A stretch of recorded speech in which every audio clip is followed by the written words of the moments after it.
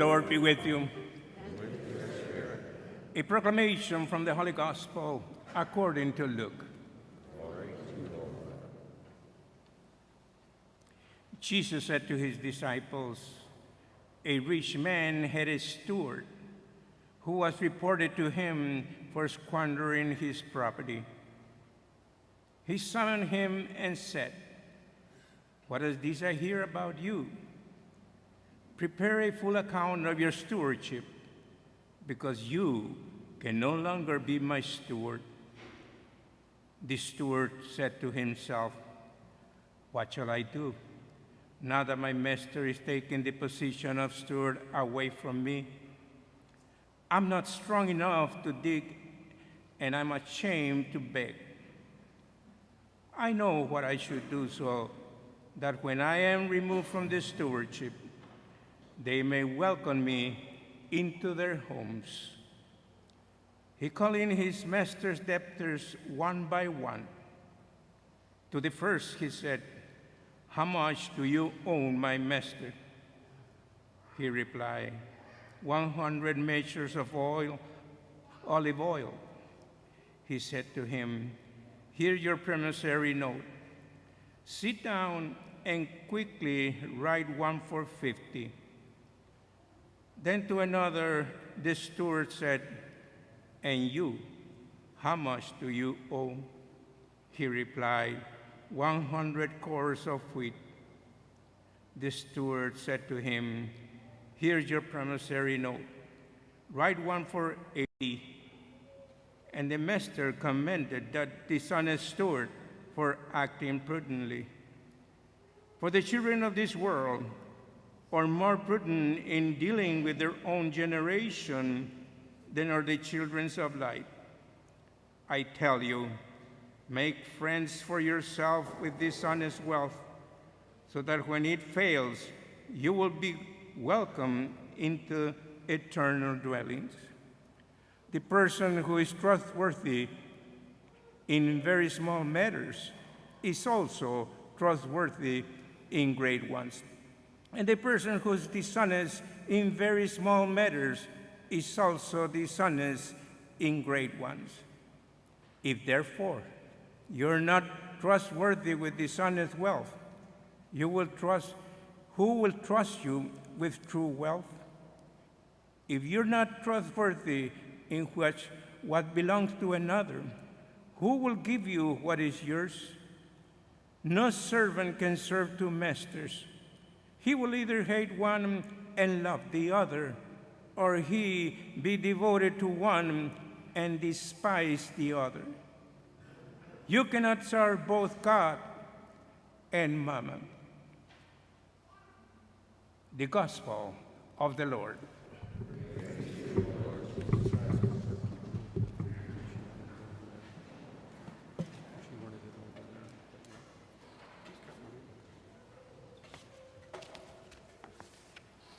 Good morning, my sisters and brothers. Every year, or every month, since I was ordained, I send an email out to the pastors who are to the celebrants of the masses to see, hey, I'll serve with you and I'll preach with you. And it's going really well, and I really love serving with Father Mike, and I feel like we have this connection going. So much of a connection that when I show up, he says, "What are you doing here?" So he forgets sometimes that I'm even serving with him, but I love serving with him. Father Michael, I always say, is like a Sour Patch Kid. When I first started with him, he had this stern look on his face. And then he speaks, and you can see what a wonderful guy he is, and I love partnering with him. I'm with him for 2 more masses, so I have to behave before he really lets me have it. So, the readings today, as I was looking at this gospel and the readings, I was thinking, you ever wonder how we stretch ourselves for so many things in this world? Our work life, our family life, our schedules. We set alarms to run errands. We juggle calendars. We balance our checkbooks. We put effort into so many things in our lives. But today's reading asks us this harder question.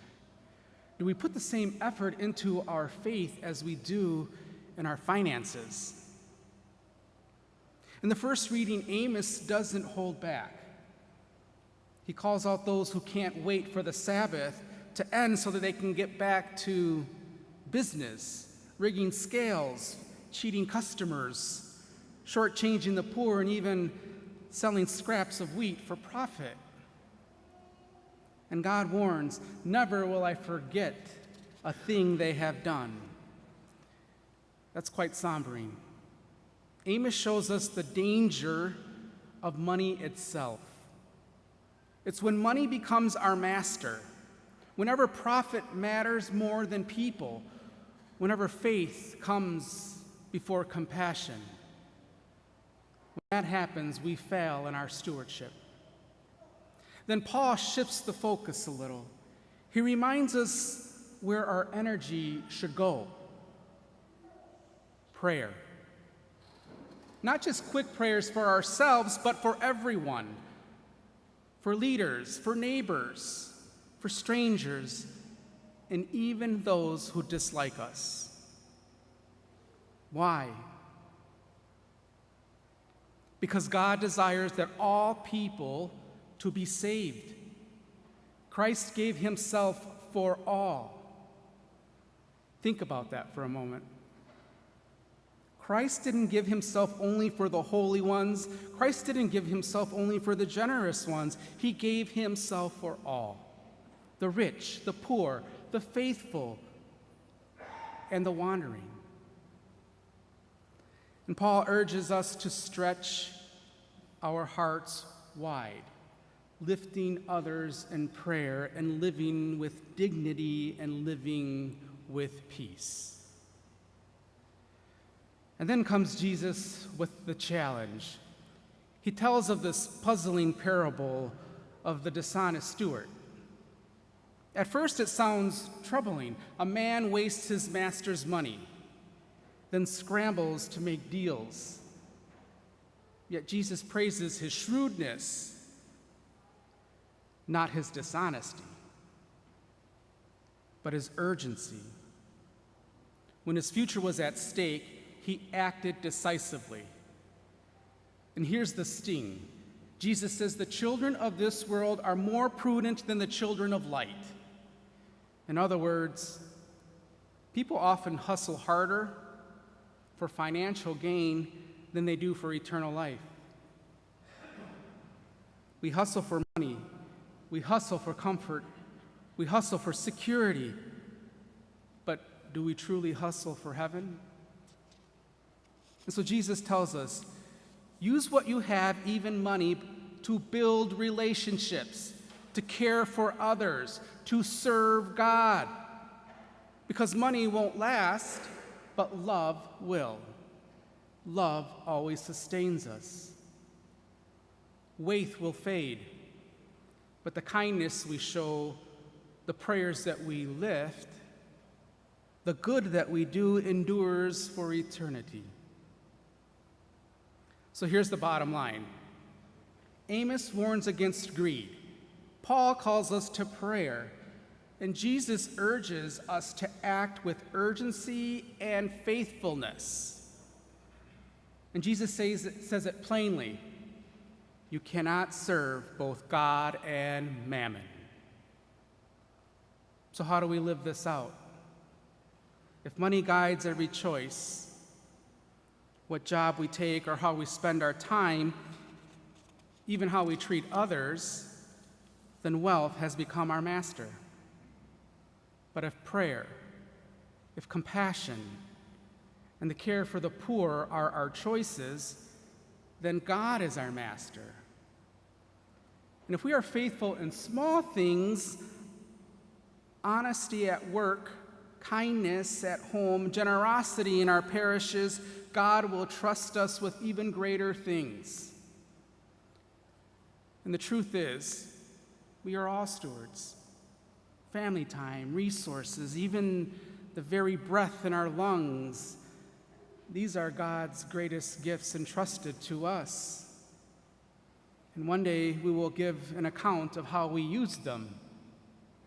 So maybe the Lord is asking us today, am I a trustworthy steward? Do I serve God with what I've been given? Or do I serve wealth as if it were my God? My friends, stewardship just isn't about money. It's not just about money in the collection basket. Please, give generously still, but it's not just about that. It's about the way we see everything. How we see our children, how we see our relationships, how we see our jobs, our homes, and faith. Not as possessions to guard, but as treasures to share. That takes effort. Just as we stretch ourselves for work and deadlines or family schedules, we are called to stretch ourselves for God as well, to give not our leftovers, but to give our best. So let us ask ourselves this week, do I give God the first fruits of my prayer or just the leftovers of my time? Do I stretch for comfort or do I stretch out of compassion? Do I trust money for security or do I trust that God's going to provide it? Because in the end, the choice is real and the choice is clear. You cannot serve both God and mammon.